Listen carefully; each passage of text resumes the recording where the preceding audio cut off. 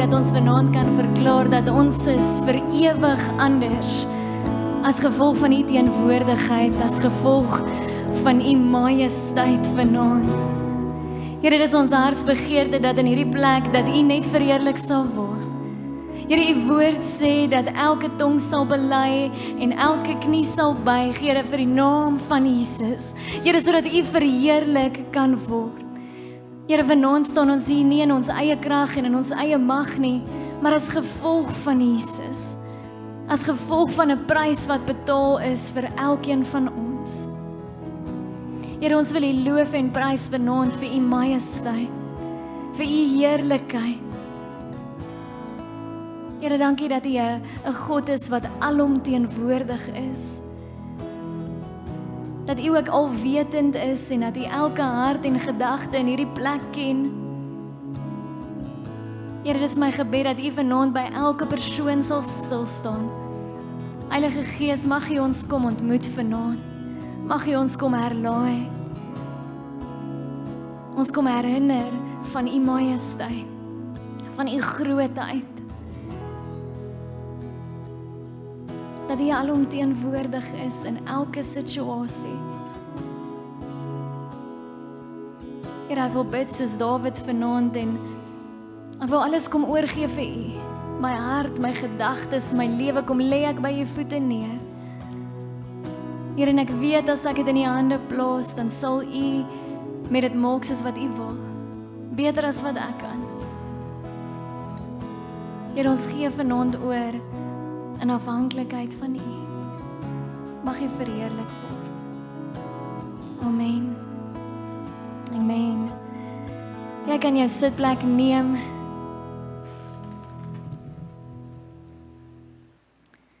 Kan ons die Here net 'n laaste lofoffer gee?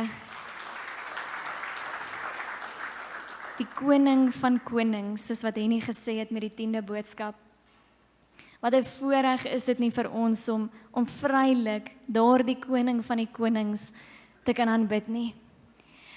Ons is nog besig met 'n reeks met die naam Gekroon en vanaand sluit ons hierdie reeks af. Oor die laaste paar weke het ons gepraat oor verskillende konings, verskillende krone, verskillende tye, verskillende lesse wat hierdie konings moes leer, verskillende krone wat in hierdie tydperke gedra was. Maar ek wil teruggaan na die eerste week het pastoor Raymond gepraat oor die heel eerste koning Nimrod. En hy het die vergelyking getrek tussen hierdie aardse koning en Jesus. En vanaand wanneer ons hierdie reeks afsluit, wil ek teruggaan na hierdie koning toe, Jesus. Koning van konings. En as ons dink aan konings, het my gedagtes dadelik, soos wat Zayn laasweek genoem het, gegaan na veeverhale en sprokies toe. Zayn het gesê, as jy as klein seentjie en klein dogtertjie gedink het aan krone, het jy jouself partykeer gesien as hierdie prinses of hierdie prins. En jouself al weggevoer in hierdie wêreld, dat jy hierdie prinses of hierdie koning dalk is of koningin is, wat in jou fantasiewêreld, jou speelietjie wat jy dalk self gespeel het, jy jouself in hierdie posisie geplaas het. Ek onthou, waar was ek? Ek probeer nou dink, was dit nou laas naweek? Was dit in die week?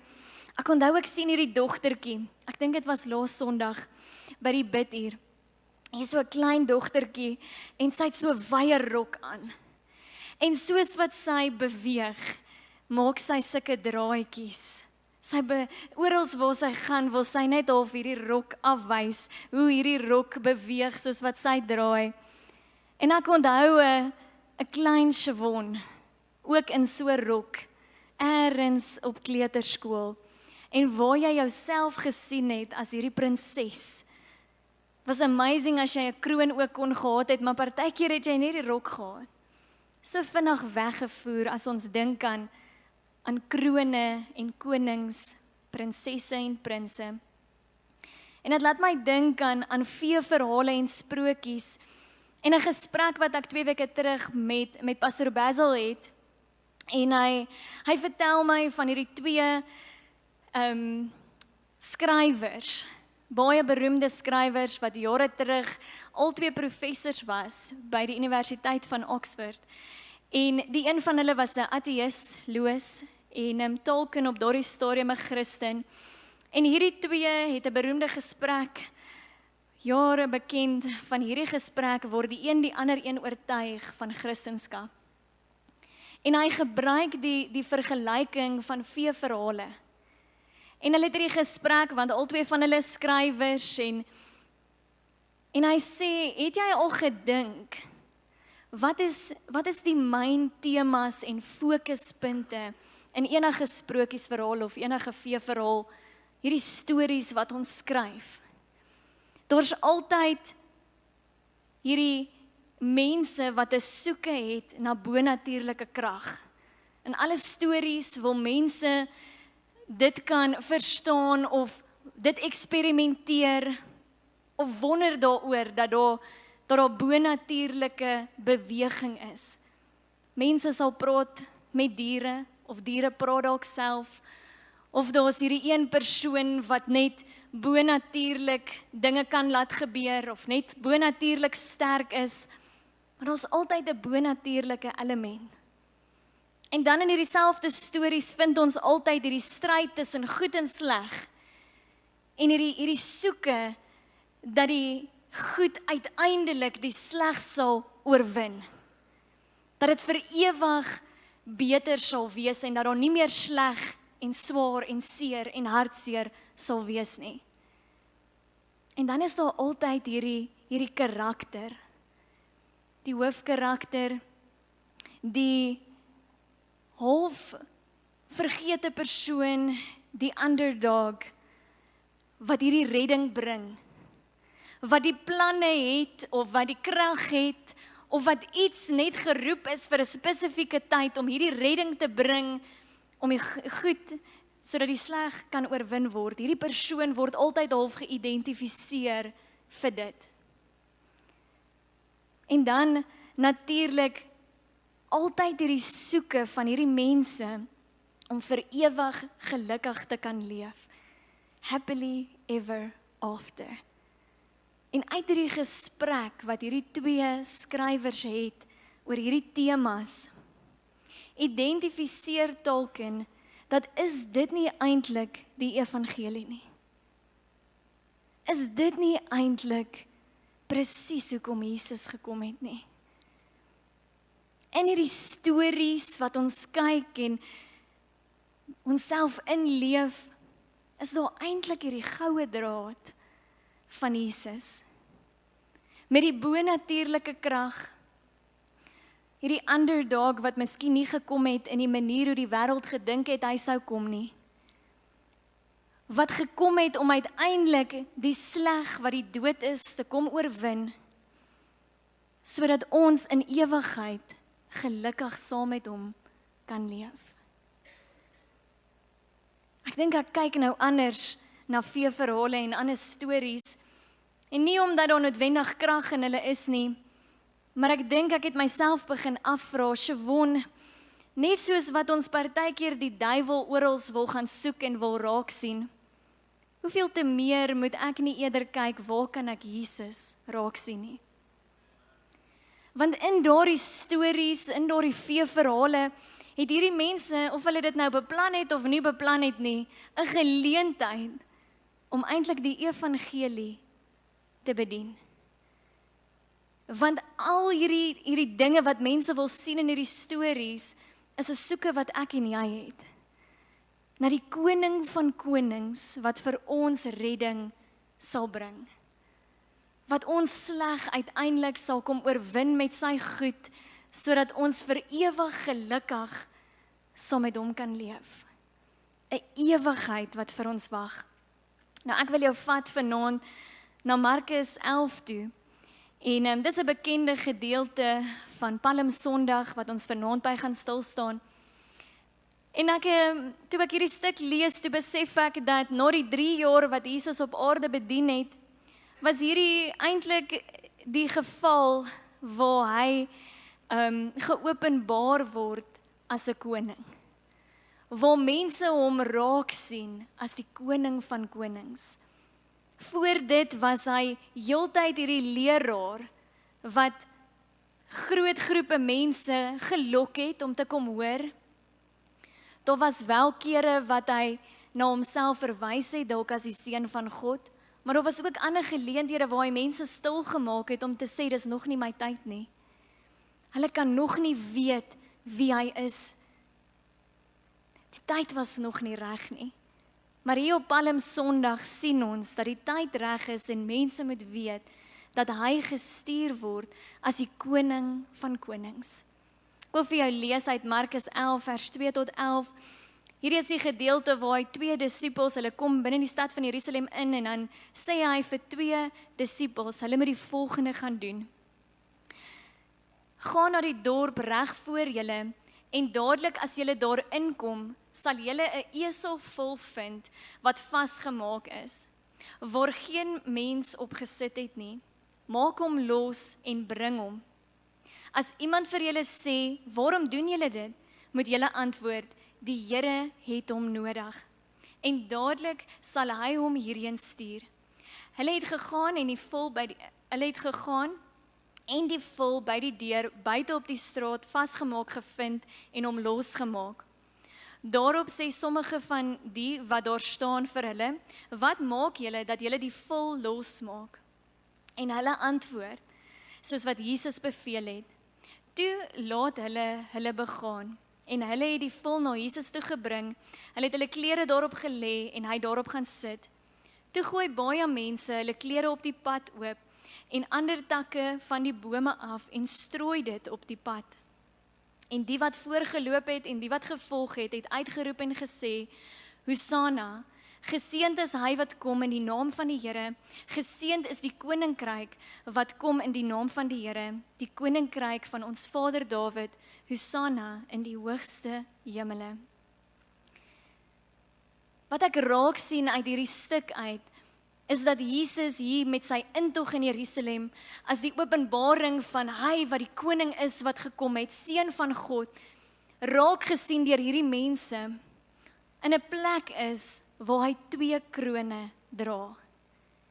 Die eerste ding waarmee Jesus in hierdie verhaal of in hierdie stuk gekroon is autoriteit. 'n Kroon van gesag, 'n kroon van autoriteit. Ons lees dit in daardie gedeelte waar Jesus vir die disippels sê, as iemand vir jou vra, hoekom ek hierdie vul wil hê, hoekom julle hierdie vul moet vat, hierdie donkie, dan sê jy die Here het hom nodig en hulle sal dan sê dis reg. Die disippels het gegaan, hulle is gevra en hulle het gesê die Here het hom nodig, niemand het vrae gevra nie en hulle het dit net toegelaat. Sy gesag, sy autoriteit word geopenbaar. Dis nie nodig om dit verder te verdedig of te verduidelik nie. Die Here het dit nodig. Punt. En as ek en jy gaan lees na 'n definisie van autoriteit en gesag, dan sê dit is die reg, die krag of die bevoegdheid om bevele te gee, besluite te neem en gehoorsaamheid af te dwing. Dit behels die vermoë om situasies te beïnvloed en om omstandighede te beheer. Dit is iemand in 'n posisie wat 'n bevel gee. Iemand wat die reg en die mag het om situasies te verander. Jesus kom en hy het geen verduideliking verder nodig, net as ek het hierdie donkie nodig, bring dit. Ek dink saam met dit was dit vir my so mooi dat hierdie 'n donkie was wat niemand nog ooit opgesit het nie. En 'n donkie is soos 'n perd wat eintlik eers mak gemaak moet word. Hy moet gebreek word voordat enige iemand net op hom kan ry. Het jy al gehoor dat 'n donkie net so hard kan skop of kan byt? Het jy dit al gehoor en beleef? Het enige van julle dit al beleef? Hulle laat nie toe dat jy net opklim nie. Jesus sê, bring daardie donkie vir my, wat niemand nog ooit opgesit het nie. Daai vul, bring hom. En sonder moeite klim Jesus op, Dit getuig van sy autoriteit en sy gesag, sonder om enige iets te sê. Vanaand wil ek vir jou sê, daardie selfde Jesus is nog steeds gekroon met gesag en autoriteit oor jou situasie en oor jou lewe. En as jy in 'n plek sit vanaand waar jy nodig het dat jou situasie moet verander, dat iets moet gebeur, onthou net wie se naam jy kan aanroep om daardie ding te laat verander. Want nog steeds dra hy daardie autoriteit en daardie mag. As ons bietjie gaan lees oor hierdie autoriteit en hierdie mag, dan lees ons dat ware autoriteit, it's not self-appointed, but it's entrusted. Dit word aan Jesus toevertrou, deurdat hy sê in Matteus 28 vers 18, dat alle autoriteit in die hemel en op aarde is aan my gegee, aan my vertrou. En net soos wat Jesus daardie autoriteit, daardie kroon van autoriteit ontvang het, kom hy vanaand by my en jou en sê, daardie selfde gesag, daardie selfde autoriteit wil ek aan jou toevertrou. Hy sê dat ek en jy, wanneer ons in hom glo, ons groter werke sal doen as hy, omdat ons dit in sy naam en in sy autoriteit doen. Hy sê in Matteus 16 dat hy gekom het om vir my en vir jou die sleutels van die koninkryk van die hemel te gee. Dit wat ons bind op aarde sal gebind wees in die hemel. Maar ons moet vanaand besef dat dit iets is wat aan ons gegee word, aan ons toevertrou word, en dat daar 'n verantwoordelikheid is van daardie gesag en daardie mag. Ons het dit nie self gekies en self ons eie gemaak nie. Daar's 'n verantwoordelikheid. Die tweede kroon wat ek sien wat Jesus aan het in hierdie spesifieke verhaal is 'n kroon van nederigheid. 'n Kroon van sagmoedigheid. Ons sien dat hy juis op 'n donkie inkom. Nie op 'n perd nie. Nie met die mooiste glansryke koninklike uitrusting, nie met 'n blink kroon op sy kop nie. Sag kom hy ingery op 'n donkie. Daardie autoriteit wat hy nie hoef uit te basyn nie, dit volg hom eintlik net. Deur sy sagmoedigheid en sy hart, sy nederigheid, waarmee hy bereid is om te kom dien. Ons lees dan ook wanneer hy met die disippels praat, dat hy gesê het dat hy het nie gekom om gedien te word nie, maar hy het gekom om te dien. En hy is nie net 'n God wat kom praat en vol woorde is nie, sy aksies bewys dit. Hy dien uit 'n plek van nederigheid uit. En wat ek raak sien uit sy nederigheid uit, is dat dit nie 'n plek van swakheid is nie. Dis nie omdat daar nie noodwendig 'n perd beskikbaar was of iets meer glamorous tot sy beskikking was nie. Dis omdat hy kies om oor te gee. It's not weakness, it's surrender. En dis waaroor sy nederigheid gaan. En dan word daar vir my en jou ook vanaand gevra om hierdie kroon van nederigheid te dra. Want jy sien, nederigheid kom voor die heerlikheid, voor die glorie. Ons lees dat Jesus in Filippense 2 vers 5 tot 9 sê dat Jesus het die gesindheid gehad dat alhoewel hy God was, hy nie vasgeklou het aan sy goddelikheid wat hom toekom nie, maar hy het gekies om dit prys te gee en hy het 'n slaaf geword. Hy het aan die mense gelyk geword. Hy het as mens geleef. Hy het hom nog self verder verneder deurdat hy tot die dood toe gehoorsaam was, ja tot die kruisdood toe. En dan daarom het God hom ook tot op die hoogste posisie verhoog en aan hom die naam gegee wat belangriker is as enige ander naam. Nederigheid kom voor die heerlikheid. Deurdat hy nederig was, die kroon van nederigheid gedra het, dra hy nou die kroon van glorie. Maar daar's vir my en jou ook 'n kroon van nederigheid. Jakobus 4 vers 10 sê, verneder julle voor die Here en hy sal julle verhoog. As klein dogtertjie met 'n prinsesrok aan, was ons fokus altyd gewees op die verhoging. Daar waar ek verheerlik wil word, daar waar ek wil aansien hê, ek wil raak gesien word, ek wil gekomplimenteer word, ek wil miskien net dankie gesê word voor. Maar God sê, verneder jouself voor my en ek sal jou verhoog. Die grootste plek van verhoging is by God self. Ek gaan afsluit en die band vra om so lank na vore te kom. Daar's 2 laaste gedagtes wat ek met jou wil deel vanaand. En die eerste gedeelte is uit dieselfde stuk uit, hierdie mense, wat soos wat Jesus se koningskap, sy heerlikheid geopenbaar word en hy in die pad afkom, is daar mense wat uitroep, Hosanna, Hosanna. En hierdie woordjie Hosanna beteken redder. Hierdie mense wat Jesus identifiseer as 'n redder. Hulle het redding nodig. Maar wat ek sien uit hierdie stuk uit, is dat hierdie mense roep hierdie redding, omdat hierdie juis 'n vervulling was van 'n profesie wat jy lees in Jesaja wat sê dat daar gaan 'n koning kom en hy gaan op 'n donkie ry. Dit gaan julle teken wees van die redder. So hierdie mense wat sê Hosanna, Hosanna is mense met daardie kopkennis. Daardie mense wat identifiseer dat hierdie is nou die koning. Ons het hiervan gelees, ons het hiervan gehoor en hier gebeur dit. Ons identifiseer dit, ons glo dit en ons verklaar redding. Ons het redding nodig.